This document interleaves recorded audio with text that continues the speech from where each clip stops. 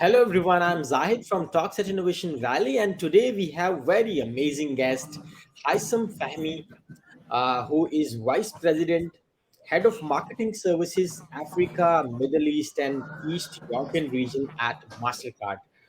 Let me introduce my guest a little bit brief further.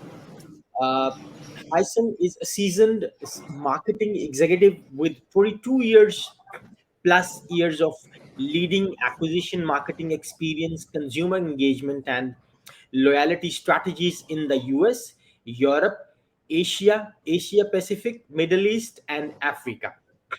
Leading MasterCard's marketing services across 42 marketing markets, bringing result based marketing to hundreds of clients.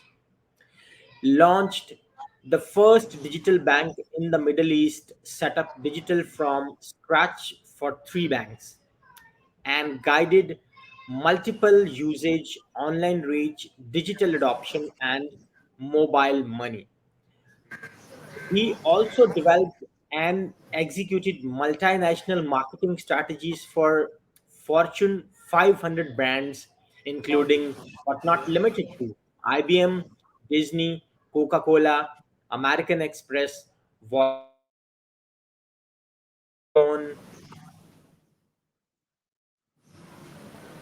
and United Nations. I really warm welcome you to the show. Very much, Zahid, for having me. A pleasure to be here. So, guys, today's our topic is digital strategy and marketing communication for startups. Haisam, before uh, we jump to the further questions, uh, can you please define what is actually a digital strategy? How do you define marketing communication? Absolutely. So, look, I think marketing is an enabler of business, right? It is there to enable businesses to achieve their core business results. That's really what marketing has to do, and the only thing that organizations, including startups, have to be disciplined to work towards. And so, the way that I sort of define it is how are the overall communication strategies and the tactics within it, which includes channels, contents, and everything around it, going to enable a business to achieve its core business results? And this is why I think from um, when you are managing and running a startup, for example, it's really, really important to very early on define what your core early business results are, especially if you're in an MVP stage and you're just launching. Define what those are and work backwards from there. Do not start with the hype. Do not start with what people are talking about or what channels are trending in a specific market. You know, one day it's TikTok, another day it's Instagram. Those are all distractions. Don't pay attention to the hype. Focus on your business results. Understand how are you going to be able to convince the key consumers or early adopters to get those business results, and then try to figure out what content, messaging, and channels that they are on. And this is where creativity and innovation obviously comes in. But to answer your question, it really does. You have to be really, really disciplined about figuring out what are the business results that your digital strategy and marketing communications approach has to achieve. Uh, Haisam, what are some of the most misconceptions digital marketing, and how can they be corrected? Yeah, absolutely. I think there's a lot of, I mean, as I mentioned earlier, I think there's a lot of hype about what's trendy, what's flashy, what's cool. And I think as an entrepreneur and a small business owner and a startup player, you need to be really disciplined and really don't get distracted from a lot of that buzz. And also don't get overwhelmed with big things like you need the digital strategist or some of the fancy terms that are out there.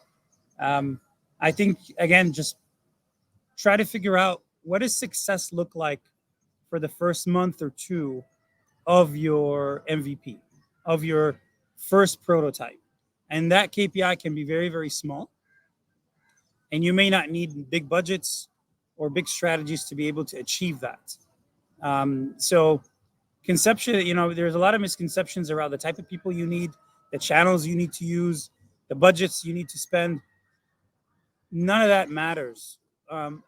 What really does matter is how are you going to set momentum to this prototype that you have, right? In a very early on stage. That's all that matters. And that depends on number of users, obviously being acquired, trying it, using it multiple times, which is one of the biggest KPIs, obviously frequency, into loyalty, which is obviously a much bigger thing to tackle. So I think another big thing within this sort of funnel is don't worry about just acquiring customers. That's not enough, especially through digital channels. You can run multiple, paid medias across social search, and multiple other channels that will drive you leads or early adopters in terms of just that people will download or even those sign up. That's great. But if they don't really activate, if they don't use your product once or twice within a certain amount of short-term period, they're going to forget about it. So again, this is why it's really important to define your KPIs from a business perspective first across the consumer journey, and really be disciplined on trying to figure out not just awareness, not just downloads, not just acquisition, but frequency of usage. All right. Haisam, while creating a digital marketing strategy and marketing communication plan, what are the key and general guidelines that startup founders must take care of? Yeah, absolutely. I think, I really, when I was at Ogilvy, we used to do this really interesting exercise where we basically, we had a picture right in front of our desks. Obviously, it's a marketing agency, a marketing strategy and communications agency, which serves multiple clients. And what we did to really discipline ourselves around who we talk to and try to really imagine ourselves and get creative about how we can actually convince them. We put a picture of them, of that ideal audience, in front of our desks, a real person. And we really contemplate about that kind of audience and what segment they belong to, what their habits are, to really put yourself in their shoes, right? And when you're able to really define your audience, which is, I believe, is the second step after defining your business KPIs, and they're all related, obviously, because the users have to achieve, you have to get them to get to a certain level within your business KPIs. You have to fully develop a persona and a profile around these consumers, right? Why would they use your app? Why would they use your startup? How is it going to help them solve their needs, their problems, their day-to-day? So you're basically writing an entire sort of analysis about that key persona, which you absolutely think is key to making sure your product or your startup works. So that is understanding their ambitions, again, their needs and their problems. Why would they utilize your capability multiple times? Why would they talk about it? What kind of content do they relate to? What kind of channels? So build your strategy around your persona. But again, that is after you've defined your business objectives, right? The core KPIs from a very sort of top-down funnel lens, right? How many acquired, how many downloads, all the way into frequency of usage, depending on how you define what frequency of usage is, right? It could be quite small. It could be, and I actually suggest that we start very small in your first month, even if you're just testing it out with friends and family. That's fine. The insights and key learnings you'll get there are going to be gold.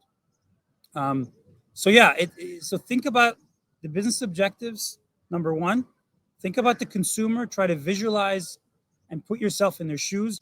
Try to speak to them if you can around, around you, or even digital. There are lots of tools online that enables you to connect with these consumers, and build a complete analysis and hypothesis about it, which your app and your marketing strategy try to prove. So, for example, if you're trying to target, soccer moms, for example, and you build an entire persona, and your hypothesis is that you actually need to target them on Instagram very early in the morning because that's when they heavy use, and the problem that you're actually giving them through your app is being able to have a digital assistant, for example.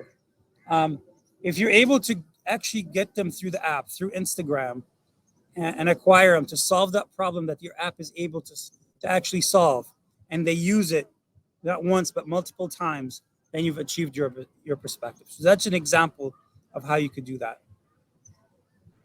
All right. You know, Haisam, many startups, especially the early stage one, they have very minimum budgets. So, keeping in view that, what could be some of the strategies to achieve their goals and objectives with minimum budgets? Absolutely.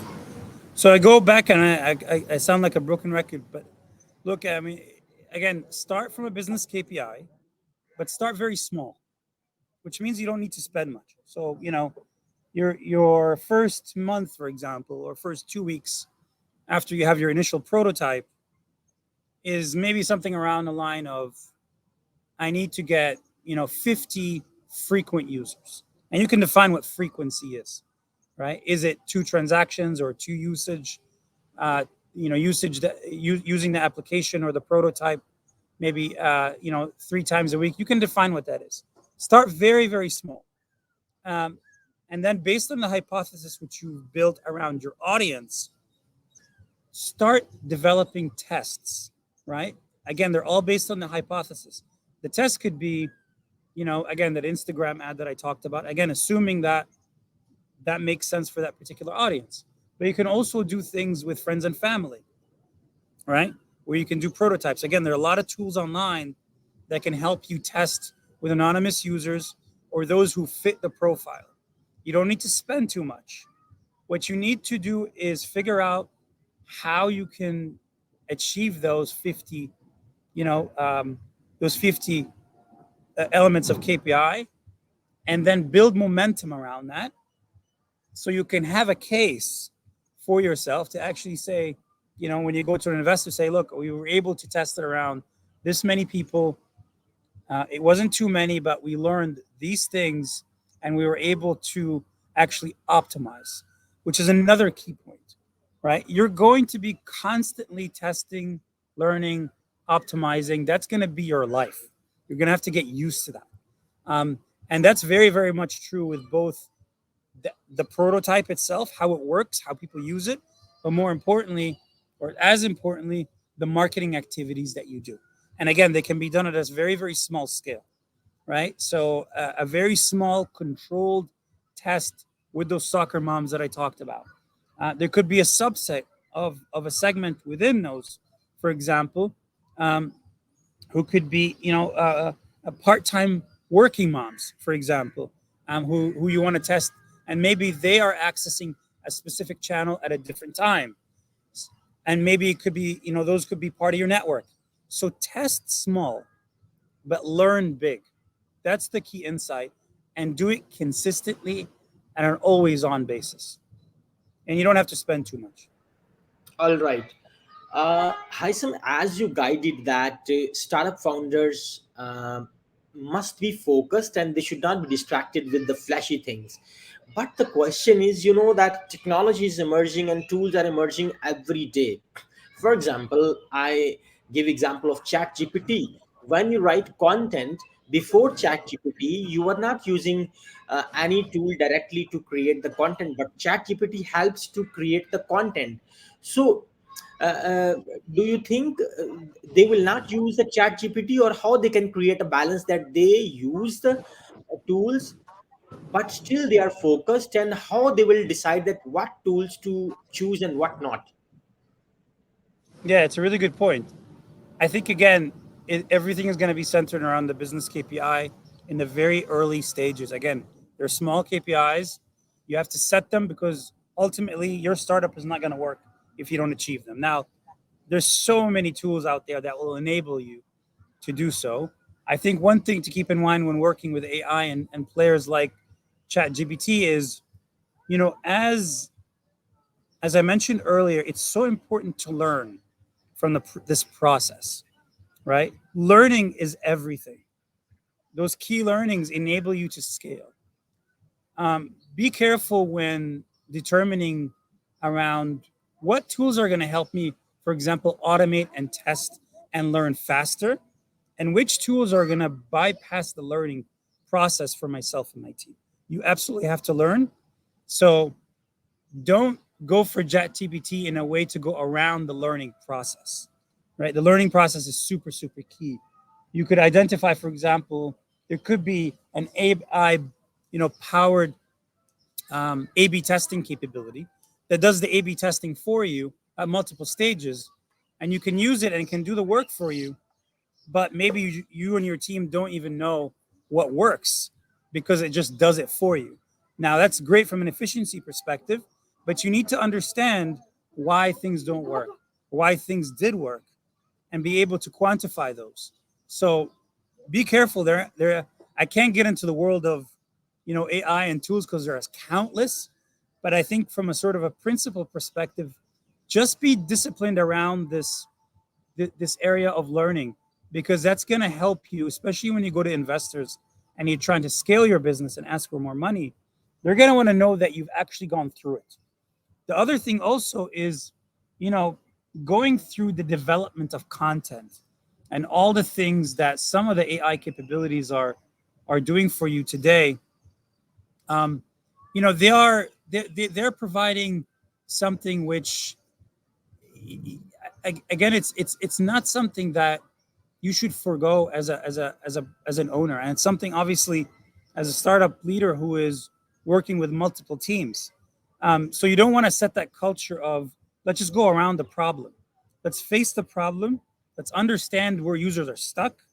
Really analyze it and look at it from different lens. You can use multiple tools to analyze if they will help you, but fundamentally, you need to be able to understand the problems that you're going after, and be able to tackle them.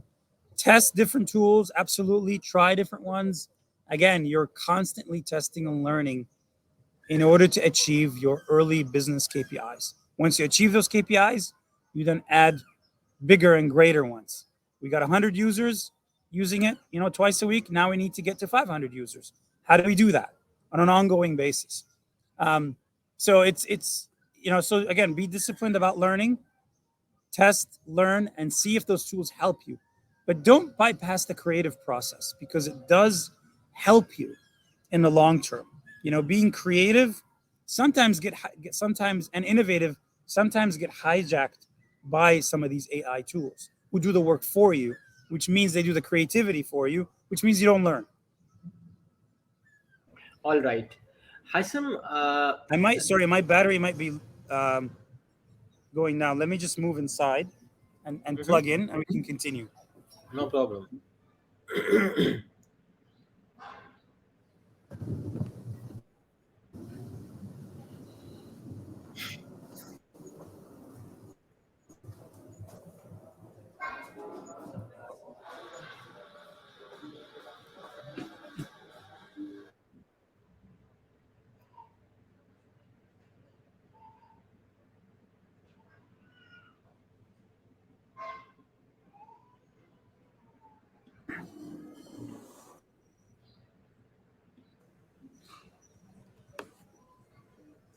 Perfect. Okay.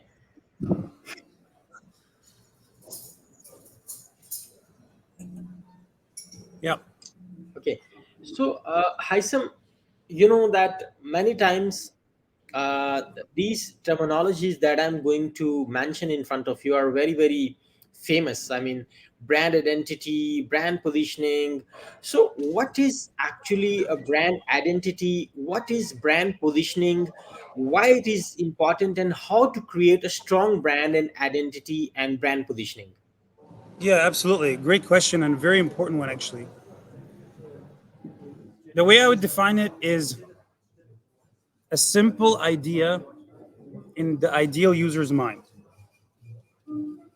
Okay, so brands are nothing more than ideas. Ideas live and exist only in the mind, right? When you think of McDonald's, what is triggered in your mind? When you think of Uber, what is triggered in your mind? Very specific and clear things. And that's what you ideally want: extreme simplicity and easy to recall, right? When you say Uber, you know exactly what someone's talking about. It's the same thing when you're talking about Kleenex. It's this, you know exactly what people are going to be referring to. It's and you know what the functionality of that brand is. McDonald's serves burgers, Ubers provide rides, Kleenex provides tissues, and you can also crystallize the problem statement within that. So think about positioning as a place in the user's mind that you want to own, and it needs to stick over time, right? It's something that every entrepreneur and startup leader is going to have to figure out. Um, I mean, I don't have a preference into when you do it, but it has to be something that you have to figure out after 1,000, 2,000 users or so of your capability. Um, and that's going to require a bit of research. You're going to have some hypotheses, which you'll test with different people, sometimes in test groups. Online tools do this as well. But the simplicity of the problem that you're solving has to really be super clear, right, in the user's mind, so they're able to recall it. It's really just that simple. So it takes a bit of work, a little fine tuning. You'll get there. You don't have to figure that out from day one. You can actually have a startup with no name and no positioning for a while until you figure it out. And I think the testing early on, like I mentioned, especially from a marketing perspective, is going to help you do that. All right. Haisam, what actually happens is, you know, while planning, strategizing the things, there are team create a very great strategy, a very good plan uh, on the page. But what happens is sometimes they don't execute that as good as they thought, and even if they start execution, they are not focused on the same plan. They don't track the same plan and milestones, but they just distract to the other thing. So how to stay focused, how to build a good execution. Yeah, sure. The focus is a very small set of KPIs, maybe one or two, which the team has to figure out how to achieve. It doesn't matter how you figure out. You can actually come with a lot of ideas, but you need to have the culture of constantly testing and learning, right? Forget plans on paper. Test, learn quickly, fail fast, but learn even faster. That's the real key. So, and again, in the digital world, there's tons of distractions. People will tell you, oh, you know what? I've heard that TikTok is amazing now to promote anything, right? Fine, test it at a very small scale. Spend $5 or whatever it is to drive maybe one user or something, do a control test, but then keep track, what we call keep a Bible of key learnings with you that you will have for day one to hopefully when you scale. And every single employee who joins has to read that and go through it and understand what works and what doesn't. And that keeps the team sort of really on the same page, right? But I think the only thing that a business owner in a startup world, especially if it's digital, should really, really try to achieve is these business KPI milestones, right? Very small, progressive, walk, crawl, run, Don't try to go for 5,000, users in month one. Don't. Start small. Try 7, 8 different things at a very small scale. If somebody has an intelligent hypothesis, go ahead and test it. Don't just, you can definitely define it from a user journey perspective, but test quick, learn fast, capture the ideas, and just don't go big until you are 100% comfortable about what will scale, what channel, content, call to action, journey. There should be a combination of these things. So, even if somebody does tell you, yeah, go ahead and try TikTok. Okay, what's the ideal journey? What kind of content? What's the call to action? What's the creative concept? Influencer or not? All these things you're going to have to try. And everyone should be on the gun for trying to prove their capability, trying to prove their approach.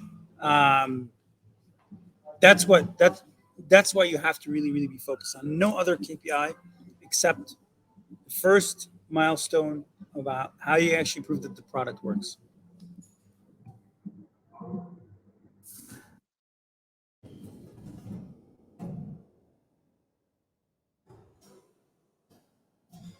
Am I audible? Yes, you were cut for a while. I can hear you now. Okay, great, great. Okay, so Haisam, being the CEO, you are on a lot of strategic and other stuff and planning and doing strategy and meetings and business development and many things. But when we comes to the operations, how to ensure that things are customer centric and customers are happy? Being the CEO, Yeah. how to ensure that? So, we introduced it's funny you say CEO because we introduced a principle while I think it was 2 rows ago, and I was at the Commercial Bank of Qatar, where we were basically, when we were trying to drive digital acquisition and we were testing so many different things, we basically, wrote this philosophy or principle that says, I'm not the boss, you're not the boss, the CEO is not the boss, data is the boss. Which means what you need to do is you need to be able to measure everything that we talked about. You need to ensure that the end-to-end journeys are fully measured. Every single stage of the journey is completely measured. So you're able to see the end-to-end funnel for your prototype, for your startup. Again, measuring the key KPIs that we talked about, from downloads to early acquisitions or leads into frequency. All those things have to be 100% tracked. They need to be looked at almost at a daily basis. That's where your learnings are going to come from. And that's what you use to actually convince anyone, even, board members. And that's how you're going to be able to measure results. So every single stage of your journey needs to be measured, and you need to have that culture. Because you're working in a digital environment, assuming you are able to, use multiple capabilities, like AppsFlyer, Adjust. Those who are able to actually enable you to measure things from ad impression, all the way into app usage and things. So really, really important that you do that, and that will be your guiding sort of light, to be able to, again, learn and understand what doesn't work. But really the principle here is